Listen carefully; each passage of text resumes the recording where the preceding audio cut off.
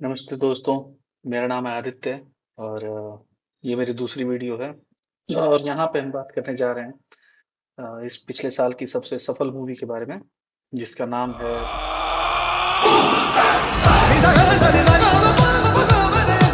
यहाँ समझने की कोशिश करेंगे।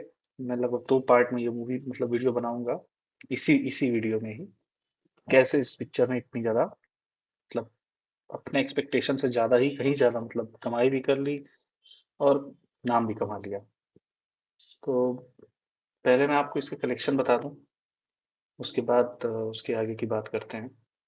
तो जैसा कि आप जानते हैं कि मूवी जो है वो मिडिल ईस्ट और गल्फ कंट्रीज में बैन है और सिर्फ एक ही लैंग्वेज में रिलीज की गई है, हिंदी में। और उसको देखते हुए इसका कलेक्शन जो अब निकल के आ रहा है, ये बहुत ही बड़ी बात है। ये कोई नॉर्मल चीज नहीं है। यहाँ तक पहुंचने के लिए बहुत मेहनत करनी पड़ती है और इस मूवी में अपने कंटेंट के दम पे वो चीज करके दिखाई भी है। मुझे लगता है कि मैंने भी इतनी उम्मीद नहीं की थी कि मूवी इतनी आगे तक जाएगी। मुझे लगता है पिछले साल में किसी का टीजर था जिसने सच में मतलब मेरे अंदर जगाया था इच्छा कि इस मूवी को थिएटर में जाके एक्सपीरियंस करना ही अच्छा है बजाय कि ओटीटी पे देखने के। तो क्योंकि कई सारे देशों में बैन है, पाकिस्तान में भी बैन है, लेकिन फिर भी वहाँ की मोस्ट पायरेटेड मूवियों में से एक बन गई है। और नॉर्थ अमेरिका जहाँ पे कि बाहुबली ने लगभग $22 मिलियन का कलेक्शन किया था और अब उस मूवी को 8 साल हो चुके हैं, उस मूवी की कलेक्शन के आसपास भी कोई नहीं पहुंचा है। लेकिन आज आज का अगर डेटा जैसे तरण आदर्श जी हैं उन्होंने अपना डाला है कि मूवी जो है 20 मिलियन का मार्क टच कर रही है, जो कि एक बहुत ही अच्छी चीज है और बहुत बड़ी बात है। यहाँ तक पहुंचना ही बहुत बड़ी बात है।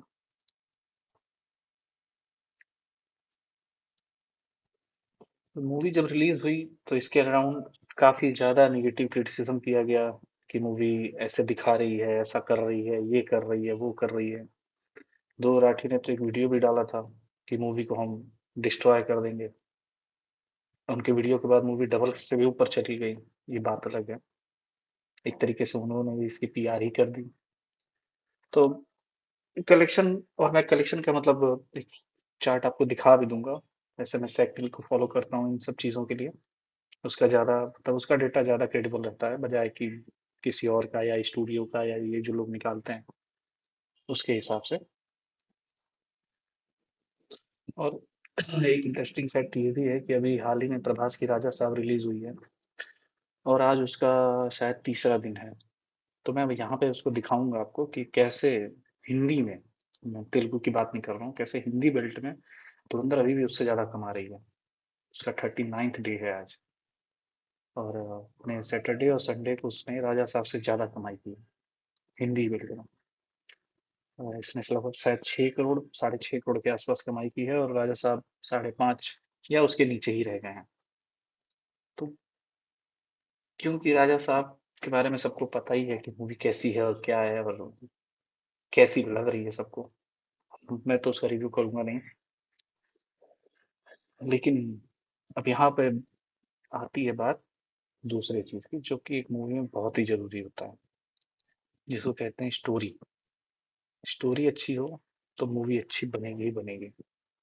हाँ, अगर उसमें डायरेक्टर का भी बहुत बड़ा हाथ होता है कि वो अपनी जो स्क्रीन प्ले है, जो डायरेक्शन है, जो सिनेमेटोग्राफी है, उसको टाइट रखे, उसको अच्छे से अगर एक करके रखेगा तो मूवी निखर के बाहर आती है। आप नोलन की किसी भी पिक्चर का एग्जांपल ले सकते हो, वो टाइम से शूटिंग करते हैं और बढ़िया मूवी बनाते हैं। ठीक है, मैं यहाँ पे नोलन से कंपेयर नहीं कर रहा हूँ आदित्य बॉय को, लेकिन हाँ कुछ चीजों पे बात करना जरूरी है। जैसे मूवी का स्क्रीन प्ले 3.5 मतलब 3 घंटे से ऊपर की मूवी है लेकिन आपको कहीं भी बोर नहीं करेगी। आप एक मतलब मुझे लगता है जब मैं देख रहा था तो 2 घंटे पे इंटरवल हुआ था लेकिन तब भी थकावट नहीं हुई थी हम लोगों को। और जैसे नोट पे मूवी खत्म करती है मन करता है कि मूवी यहाँ पे खत्म ही ना हो, इससे आगे चलती ही जाए।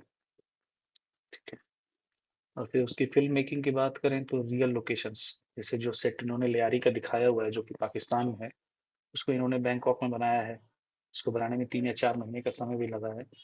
और ये डिटेल माइन्यूट से माइन्यूट डिटेल का भी ध्यान रखा गया है कि वहाँ के लोग कैसे रहते हैं, क्या कपड़े पहनते हैं, कैसे खाते पीते, मतलब सब कुछ है।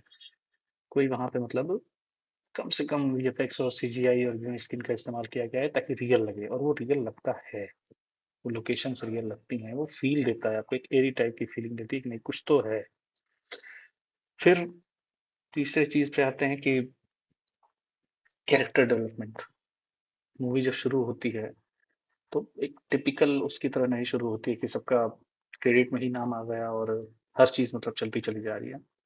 प्रॉपर सबको स्पेस दिया गया है। जैसे आप माधवन, जो कि अजीत दोभाल जी का रोल प्ले कर रहे हैं, उनका उनका स्टार्टिंग उससे होती है। फिर रणवीर सिंह की तो एंट्री पता ही नहीं चलती है, अनलाइक साउथ में जैसे कि मनी मेकिंग शॉट्स और स्लो मोशन में जो चीजें दिखाई जाती हैं, वो चीज यहाँ ऐसा नहीं है। वो एक नॉर्मल आदमी की तरह ब्लेंड कर जाते हैं, वहां चले जाते हैं। क्योंकि उनसे ग्रैंड एंट्री रहमान डकैत, अक्षय खन्ना की दिखाई गई है, और जिन्होंने पिक्चर में बहुत ही अच्छा काम किया है।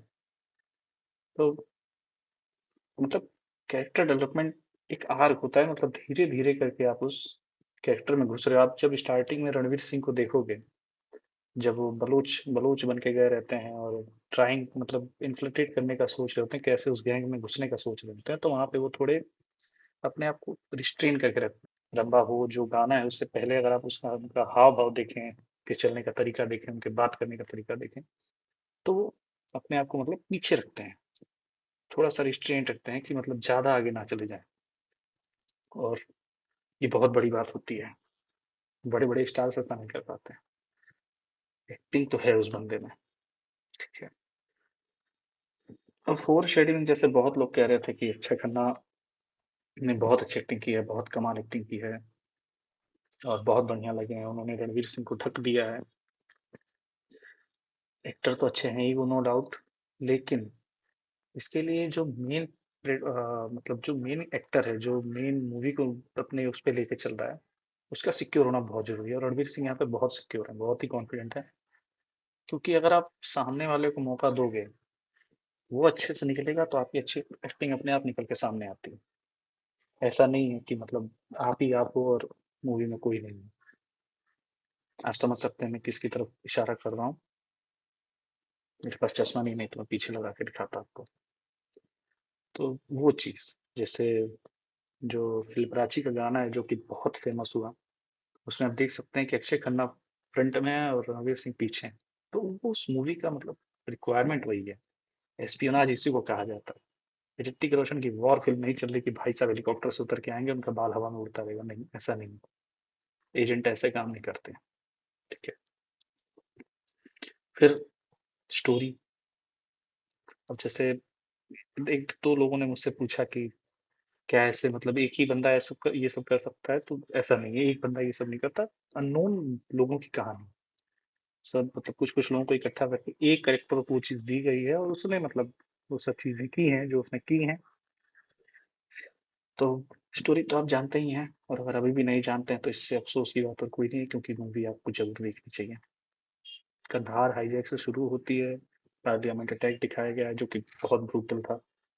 और एक लेडी कांस्टेबल थी, कमलेश कुमारी, अगर मैं नाम सही ले रहा हूँ, तो उनकी डेथ है, वो बहुत बहुत ही मतलब वो है। मूवी में गोर है, थोड़ा वायलेंस है, थोड़ी मूवी ब्रूटल जाती है। लोगों को इससे बहुत दिक्कतें में, इससे ज्यादा तो एनिमल में है, इससे ज्यादा तो गेम ऑफ थ्रोन्स में, इससे ज्यादा तो द बॉयज, जो बहुत फेमस वेब सीरीज है, जो भारत में मतलब बहुत ही वो है, उसमें है। तो इसमें पता नहीं क्या दिक्कत है। तो और फिर 26/11 के अटैक, जो कि हमारे लिए अब तक मतलब अब तक आप समझ ही सकते हैं।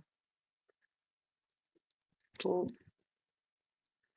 धुरंधर का हिट होना हमें ये बताता है कि कैसे बिना पेड पीआर रिव्यू के, बिना इंस्टाग्राम पे रीले चलवाए, यूट्यूब पे चाहे फेसबुक पे चाहे कहीं भी, सिर्फ organic mouth word of mouth से मूवी ने क्या अचीव करके दिखाया है, ये बहुत बड़ी बात है। फेक कलेक्शंस थोड़े बहुत ऊपर नीचे होंगे, लेकिन इस हिसाब से नहीं कि मतलब आपको भरोसा ही ना हो कि इतना ज्यादा कैसे हो गया। पर मैं दिखाऊंगा, अभी मूवी अभी इस समय भारत में बनने वाली मूवियों में 5वें नंबर पे पहुंच चुकी है। तो 1284 करोड़ के आसपास इसने कमा ली है आज की डेट में, जो कि बहुत बड़ी बात है। अभी इसका दूसरा पार्ट आना बाकी है।